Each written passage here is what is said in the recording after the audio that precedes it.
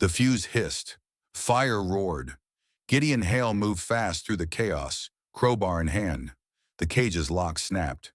"Can you walk?" he asked. She stumbled, collapsed. He lifted her. A gunshot cracked. His shoulder burned. Blood soaked his coat. Still, he ran, carrying her into the night, chased by shouts and firelight. He didn't even know her name. But when Gideon Hale saw the Apache girl caged like an animal, he made a choice.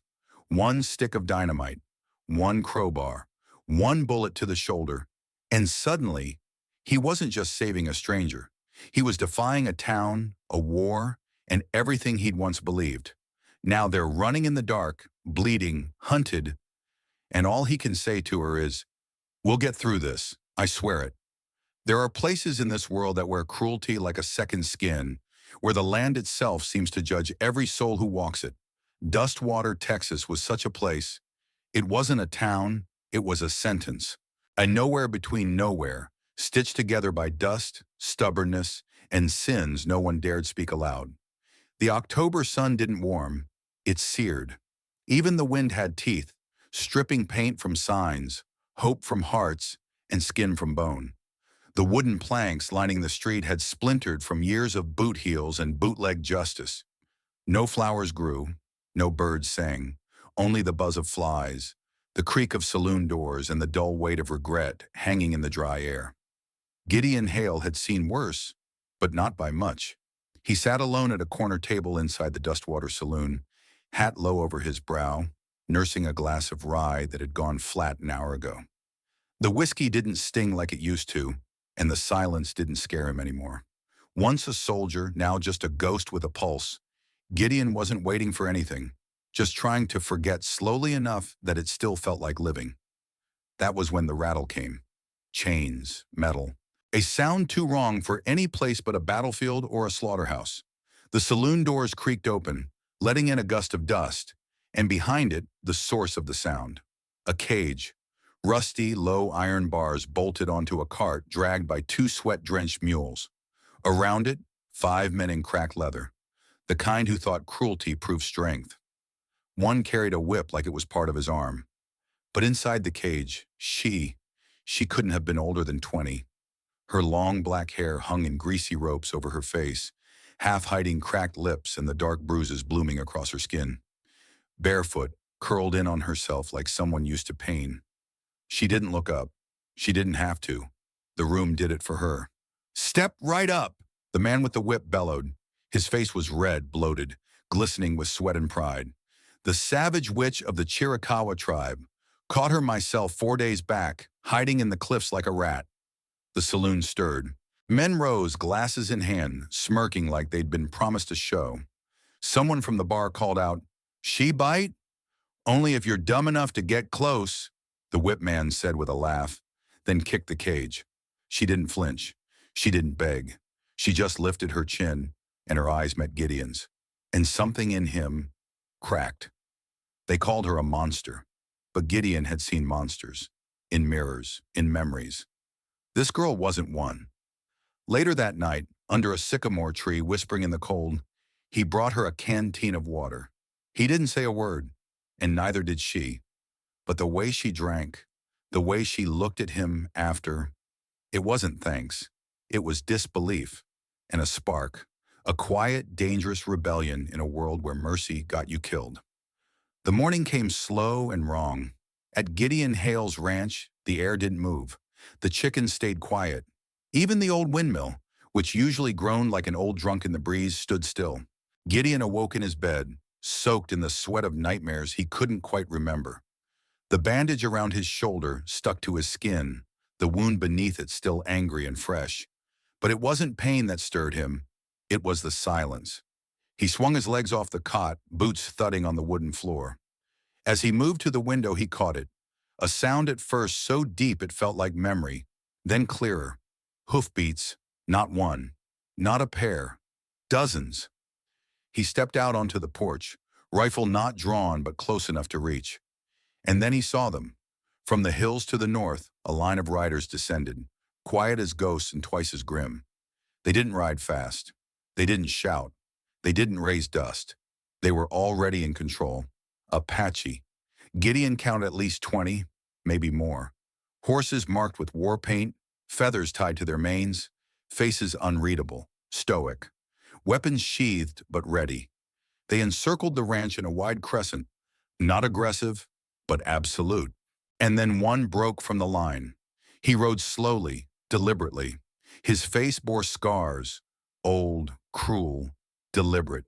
Across his chest hung bone beads and painted symbols. A black tattoo curled over his heart like a coiled viper. He didn't need to introduce himself. This was Chenoa. Gideon didn't move. He felt the weight of the man's presence before he heard the voice. Chenoa dismounted in one fluid motion. In his hand, he held a long spear, its blade carved with symbols Gideon couldn't read. He walked into the yard without pause and drove it into the earth at Gideon's feet. Dust curled around the shaft. Then finally Chenoa spoke. "Where is Sani?" His voice was sharp, clipped, like a blade honed on bone. Gideon blinked. "I don't have her." Chenoa's eyes narrowed. "You gave her water. You helped her live. Now you keep her."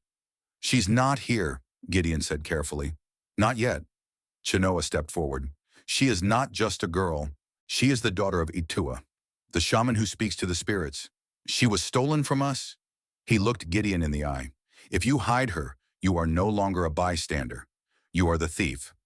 Around them, hands drifted toward weapons, not raised but ready. Gideon's pulse pounded. His wounded shoulder throbbed with heat. He could have backed down, could have claimed ignorance, could have walked away. But the image of Sani in that cage came roaring back. Those bruises, that defiance, that silence that screamed louder than any man. "I gave her water," he said firmly, "because she was dying. That's all." Chenoa studied him. Then wordlessly, he reached into his pouch and pulled out a piece of tanned hide. On it was a symbol, a serpent wrapped around a sun, the mark of the Chiricahua Apache. He tied it to the spear. Then he spoke again. "One day, that is all." He mounted, turned, and rode off. The others followed. And Gideon Hale stood alone, staring at a warning carved into leather, planted in his yard like a clock that had just started ticking.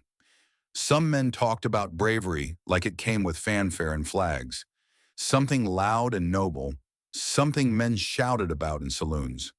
Gideon Hale had learned otherwise. Real bravery was quiet. It happened in the shadows. And sometimes it carried dynamite. The night was cold and dry. The moon hung low over Dustwater like a solemn witness, casting silver light on buildings too tired to stand tall. Gideon moved like a shadow, his wounded shoulder wrapped tight beneath his coat. He had memorized the camp's routine. When the guards drank, when the dogs slept, when the flicker of lanterns dulled just enough. He crouched low behind a barrel near the back of the livery yard. A few tents glowed with firelight. The cage was still there, under canvas beside a cracked wagon, tucked just out of sight from the saloon. Sonny was curled inside, her knees to her chest, unmoving but awake. She wasn't crying. She never cried. Her eyes, even from a distance, burned. Gideon reached into his coat and pulled out a pouch. 2 sticks of dynamite, waxed fuses, and 3 matches. No second chances. He slipped beneath the hay barn. Dry straw, loose boards, the scent of manure. Perfect. He lit the fuse. Then he ran. The explosion hit like thunder, cracking the spine of the town. Fire erupted into the night sky. Horses screamed. Men shouted in confusion. Flames leapt from the barn roof, casting wild shadows as Gideon sprinted through smoke and chaos toward the cage. Sani stared at him through the bars, stunned. Her lips moved, but no sound came. "I'm getting you out," he said, panting, hands already working a crowbar into the latch. Metal screamed. The lock snapped. He pulled the door wide. "Come on!" She stood, but her legs gave out. Without thinking, he swept her up into his arms. They were halfway to the creek bed when the gunshot cracked through the night. Pain exploded through his right shoulder, white-hot and deep. He grunted, staggered, but didn't fall. His boots pounded the earth. She clung to him now, not out of fear, but survival. They tumbled into the creek, cold water soaking them to the bone, muffling their escape. By the time they reached his barn, Gideon was near collapse. He dropped to his knees on the straw-covered floor, breath ragged. Sani moved with effort, but not hesitation. She knelt beside him, unwrapped her satchel of herbs, and began to tend the wound. Her hands trembled, not from fear, but exhaustion. He didn't speak. He only watched. And somewhere in that silence, under the flickering lantern light, beneath the storm of breath and blood, something shifted between them. Not love, not yet, but trust. And for Gideon Hale, that was the rarest thing of all. Sani hadn't cried when she told him. She simply said it, flat and quiet, like reciting the weather. "It was my cousin," she murmured, grinding dried leaves into salve. "He told them where I'd be. Before sunrise, they came." Gideon Hale didn't respond at first. He stared into the fire, his jaw clenched, his wounded shoulder aching with every heartbeat. He'd known betrayal. He just didn't know it still had new shapes. For Sani, it came with blood ties. For him, it had worn a flag. He had marched for honor, followed orders for country. But in the end, when the dust settled, all he'd been left with was a ghost of a purpose and a land that didn't want him back. Now they were both remnants, both cast off, traded, and used. All they had left was each other. But Dustwater didn't forgive kindness. It started with a whisper. A young boy from town had ridden past the ranch and seen Sani by the well. Her long braid, the cut of her cheekbones, undeniably Apache. He rode back to town, breathless, eyes wide. "She's there," he said. "The girl from the cage. She's with him." By the time the sun climbed high, Sheriff Raleigh and 5 militiamen thundered up the road to Gideon's ranch. Dust clung to their coats like conviction. Their rifles weren't slung. They were ready. Gideon saw them from the porch. He didn't move. He just shifted his coat slightly so his revolver was visible and leaned on his cane, blood still soaking through his bandage. "You're harboring a hostile," Raleigh called. His voice carried authority, not law. "Bring her out, or we'll take her." Inside the barn, Sani waited. Her hand rested on a blade, eyes fierce. She wasn't hiding. She was choosing not to strike first. Gideon's voice came low, steady. "You'll have to come take her." The silence that followed was brittle, ready to snap. And it did. The first shot came from Raleigh's side. Gideon fired back. A militia man cried out and dropped, hit in the leg. Wood splintered around the porch. Bullets whistled past his head. He ducked low, returned fire, aiming to wound, not to kill. But his aim wasn't what it once was, and the line was getting harder to see. Then came the standoff. Marcus Bell, an old war brother. They had sat in muddy trenches, passed whiskey and stories. They had shared laughter no one else understood. Now Marcus had a rifle trained on him. "Gideon!" he shouted. "What the hell are you doing?" Gideon raised his own weapon slowly, blood dripping from his fingers. "Let us go," he said. Marcus hesitated. The barrel trembled. "I can't," Marcus whispered. "They'll kill me if I let you." A breath, a twitch, a shot. Marcus fell, and Gideon didn't breathe for a long time. They didn't travel fast, just far. For 3 nights, Gideon and Sani moved like ghosts through the Badlands, slipping between stone spires and bone-dry creek beds, chased by blood and the echo of gunfire. Sani walked with bare, bleeding feet, but her steps never faltered. There was something ancient in the way she moved, like the earth itself had not yet decided whether to reject her or carry her forward. Gideon followed behind, pale and swaying, pain clenching his jaw with every breath. His right arm hung limp, his shoulder wrapped in makeshift cloth soaked through. But still he followed. Not because he believed he'd survive, but because she had decided to survive. And he wasn't about to let her walk that path alone. On the 4th night, they crested a narrow ridge and looked down into a place unlike any Gideon had ever seen. A hidden hollow, tucked between stone cliffs and cradled by ancient trees that seemed older than history. Smoke rose gently from the fires below. Tents shaped like wind-blown rock dotted the clearing. The air smelled of cedar and sage. No white man had ever stepped into this place alive, or stepped out again. Sani didn't hesitate. She walked forward like she was coming home. Gideon paused, but still he followed. When they entered the hollow, warriors stepped forward, weapons drawn. But Sani raised a hand. He's with me. From the largest tent, Chinoa emerged. Tall, lean, eyes hard as obsidian. The moonlight danced on the painted scar that ran from his temple to his jaw. He looked first at Sani, then at Gideon. You brought him here? He saved me, she said quietly, chin lifted. Chinoa's gaze didn't waver. Then he's also why you needed saving. Gideon didn't argue. He didn't flinch. He simply met Chinoa's eyes and waited. But Chinoa didn't strike. Not that night. Instead, they let him stay. Under guard. Under suspicion. Under the weight of every past sin he didn't need to confess. Because they already saw it in him. Every breath Gideon took beneath those starlit tents felt like judgment. Every step, every glance, every silence. It was all being measured. But over time, they began to watch less and listen more. Not to his words, but to his work. Gideon taught what he knew. How to read a contract, how to spot a crooked trader, how to plant corn by moon phases and store grain against rot. Sani began to laugh again. She gathered children around the fires and told them stories of mountain spirits who rode the clouds, of river ghosts that whispered secrets through reeds, of a man who once gave water to a girl the world had caged. They didn't try to become each other. They didn't pretend to understand everything the other had lost. They simply stood side by side, and for the first time in a long time, they felt whole. But peace, Gideon knew, never came free. Word came from a trader with cracked boots and fear in his eyes. Railroad men were coming, greedy for Apache land and blind to anything but gold. They'd hired 30 guns, mercenaries and deserters, riding east with orders clear. Burn the camps, clear the land, and leave no witnesses. They want to cleanse the valley, Sani said, holding a map drawn in ochre and smoke. Her voice was steady, but her eyes flickered with something ancient. Erase us. Again. Gideon didn't flinch.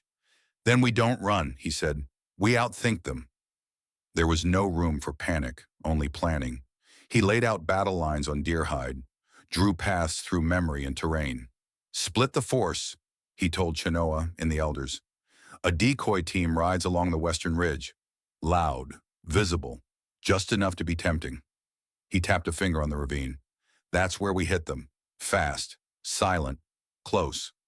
Some doubted. Some didn't trust him. But Sani did. She stood beside him when he spoke. She stood beside him when they rode. The morning of the assault, the air was too still, too hot. Dust hung in the sky like breath held too long. Then came the riders, 30 strong, armed to the teeth. They rode into the valley with laughter and confidence. They didn't see the trap. A dozen Apache horsemen burst from the ridge, firing into the air, shouting, then retreating fast, luring the hired guns into pursuit. It worked. The mercenaries followed, cursing and shouting, right into the jaws of the ravine. From both sides, warriors emerged, bows, rifles, blades.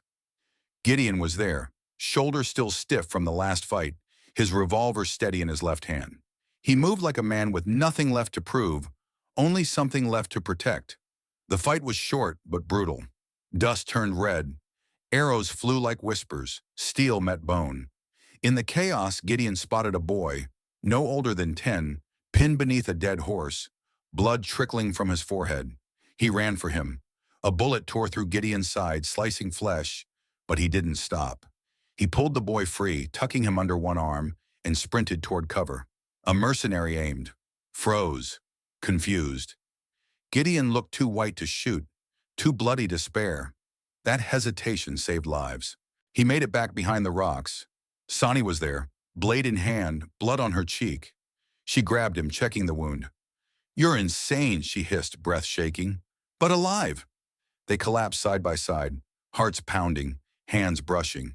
And in that moment, covered in blood, breathless from battle, they looked at each other and saw not race, not history, not war. They saw one life and one reason to fight for it. They could have kept running. There were places to hide, deep in the canyons, high in the Sierra Blanca, behind the old names people had long stopped speaking.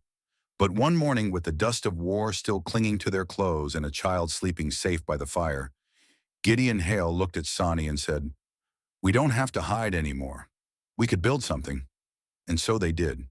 They settled in a valley where two creeks met, where birds returned each spring, and the wind didn't sound like warning. It wasn't marked on any map. No flag flew over it. No railroad line touched its edges.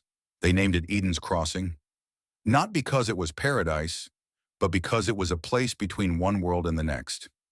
Gideon built the walls with his own hands, rough cedar logs from the hills, stone hauled from the riverbed. He carved a sign over the entryway that read, "No guns, only stories." Sani planted a garden in soil others called dead. She coaxed life from it with patience, seed by seed. She taught the children, Apache, Mexican, white, all together, all equal. She taught them to speak in more than one tongue. But more importantly, she taught them to listen. They gathered each night by the fire, children in circles, elders in rocking chairs, and in the quiet of crackling embers, Sani told stories.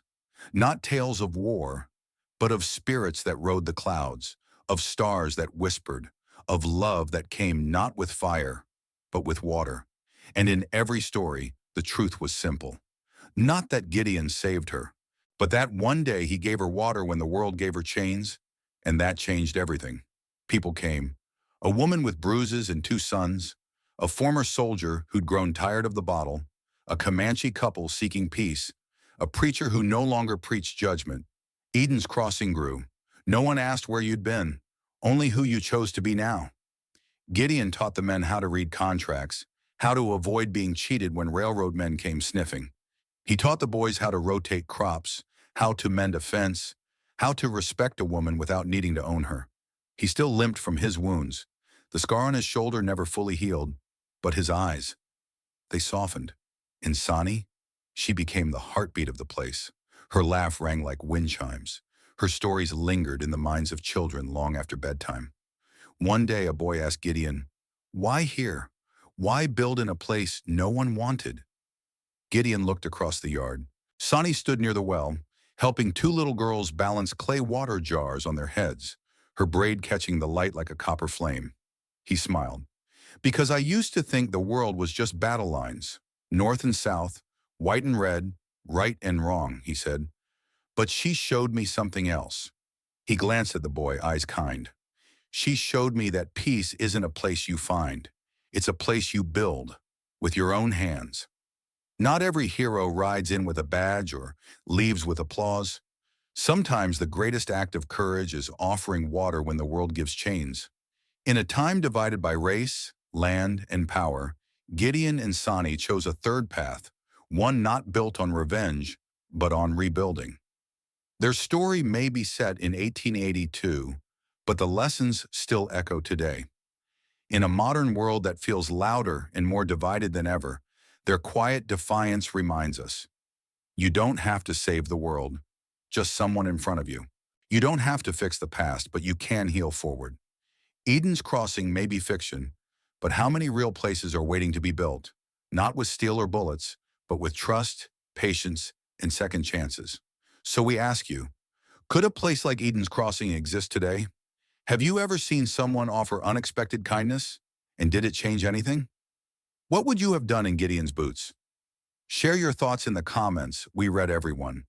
If this story moved your heart or stirred your memory, we invite you to subscribe to The West That Never Left, a channel where we preserve stories of grit, grace, and redemption. Hit that like, subscribe, and ring the notification bell so you never miss a story. From our campfire to yours. Thanks for riding with us.